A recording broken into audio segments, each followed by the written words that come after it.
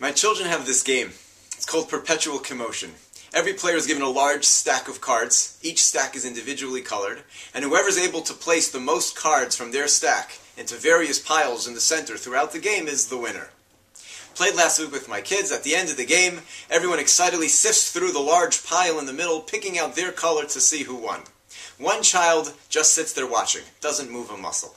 His sibling asks him, "How come you're not getting your cards?"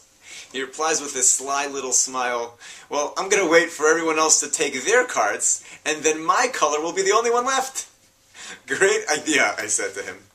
But what would be, I asked him, if all of us thought that way? If everyone had the same idea, the same attitude of waiting for everyone else to do their job first so that ours would be easier?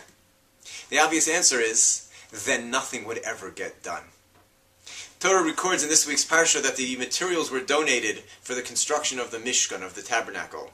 And the leaders of the tribes, the Nesiim, had a great idea. They got together and said, let's let everyone else go first. Let the people donate what they can, what they want to, and whatever they don't give, we'll contribute whatever is left. Very generous offer. Every executive director would love to have someone at the beginning of a capital campaign say, whatever you can't raise, I'll cover you. Yet Hashem was not pleased with the leaders, and they were punished. And Rashi tells us the reason they were punished, even though they came from a generous place, was because at the core, there was an element of laziness, of sitting on the sidelines watching others do that which you should be involved in.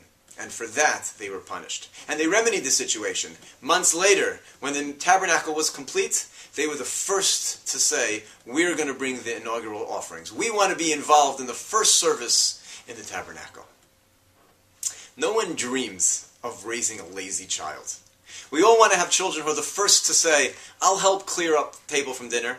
I'll help bring in the groceries from the car. But the problem is, we all have a very natural tendency to want to be lazy, to want to sit on the sidelines, to watch others do the task so that we don't have to do it. And the greatest way that we have to show our children how to overcome that tendency is to be the first to jump in and help when help is needed. Sometimes it's in our own communities. Wherever there's a need, that the children should see we are the types of people who are the first to say, when we see a need, when a call goes out for help, we'll do it. Whatever is necessary, we'll be there to help.